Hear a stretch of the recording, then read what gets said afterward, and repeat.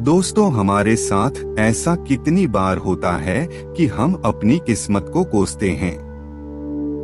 कहते हैं हमारी किस्मत फूटी, ऐसा मेरे साथ ही क्यों होता है। जब हमारे साथ कुछ बुरा होता है, हम आम तौर पर निराश हो हैं और अपनी किस्मत पर दोष लगाने हम यह सोचते हैं कि हमारे भाग्य में उठापटक और सा पौधा लगाया हमारे जीवन में क्यों। तो हमें लगता है कि हमारे पास सही चीजों की कर रहा है, जिसके कारण हम अपने लक्ष्यों को हासिल नहीं कर पा रहे। को कितनी बार हमने बहुत सी चीजें बस यह कहकर छोड़ दी है कि किस्मत में होगा कि तो मुझे मिलेगा कैसे। हम तो अपने आप को यह तक तसल्ली दिलाते आया कि उसने मेरा हाल ही में और करता भी। तो क्या ऐसे विचार आपके मन में भी आते हैं? तो यह कहानी एक व्यक्ति महात्मा बुद्ध के पास आया। उसने महात्मा से कहा है, आपने ठीक करवाया। मैं बहुत दुखी रहता हूँ, मैं जो भी करता हूँ बहुत खराब हो जाता है। मेरी किस्मत मेरा साथ नहीं देते। मैंने सुना है कि आप सभी की समस्याओं का समाधान करते हैं। क्या आप मेरी भी फूटी किस्मत को सुधार सकते हो? महात्मा बुद्ध जी कुछ पल उसकी आंखों में देखा और से पूछा कि फूटी किस्मत भी? कहा, तुम्हें ऐसा क्यों लगता है कि तुम्हारी किस्मत फूटी? उस आदमी ने कहा, मैं जो भी करता है मेरी किस्मत।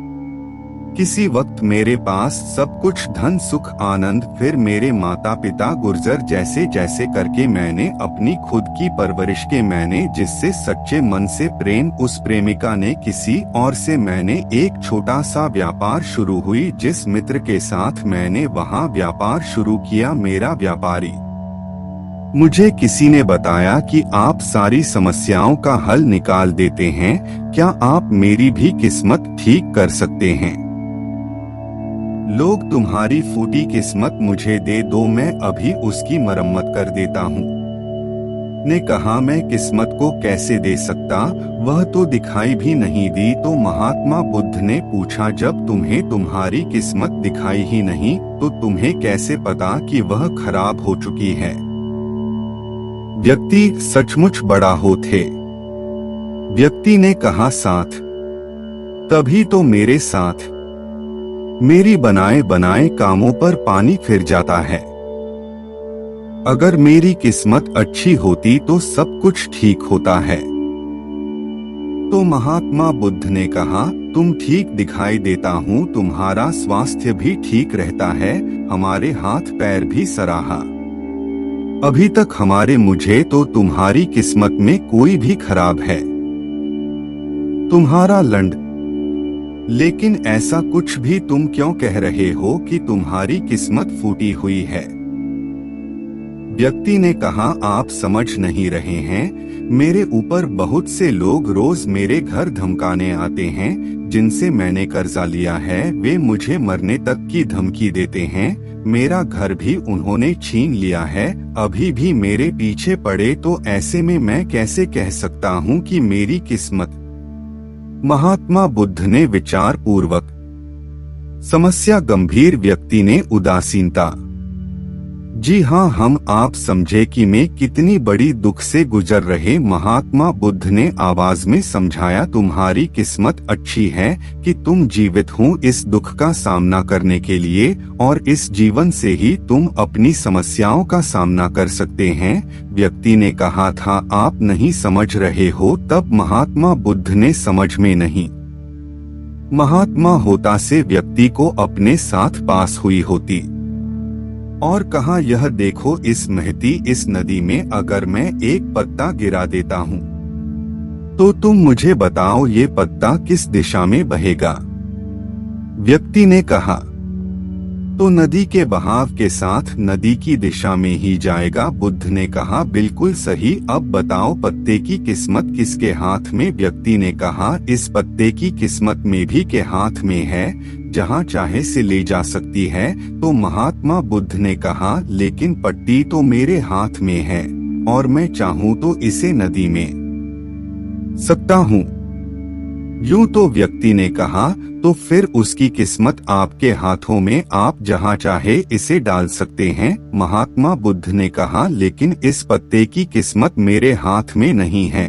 मैं जितना भी चाहूँ इस पत्ते को सूखने से नहीं रोक सकता है। यह सूख ही जाएगा और मर जाएगा। जब तक कि पीठ पर था यह हारा था, इसे ऊर्जा मिल रहे हैं, लेकिन अब यह पेड़ से अलग हो गया है।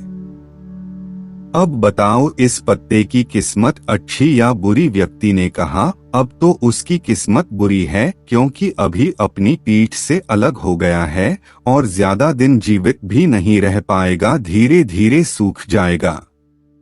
महात्मा बुद्ध ने कहा, अभी हमारा नहीं, अभी भी जीवित, और लाभ यह है कि अभी यह सब कुछ कर सकता है जो पेड़ से लगेगा।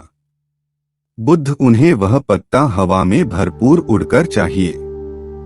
तब कुछ ने कहा, पीठ पर रहकर अपनी जा सकता था।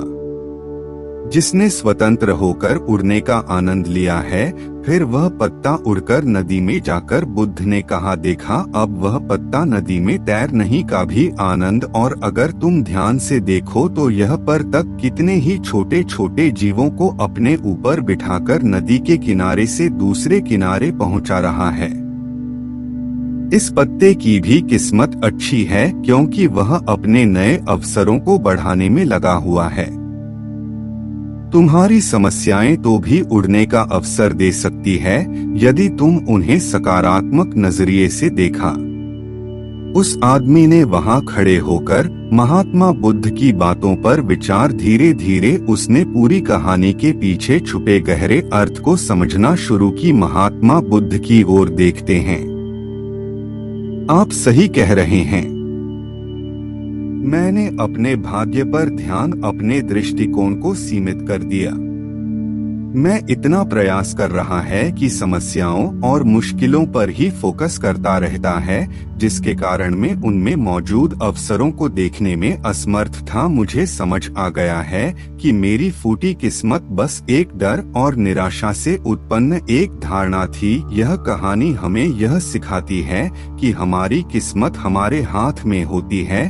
हम खुद अपने जीवन की दिशा निर्धारित करती है। हमारी समस्याओं का हल हमें हल निकालना होता है।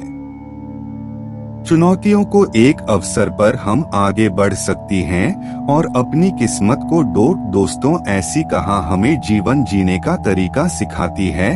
अगर आपको यह कहानी पसंद आई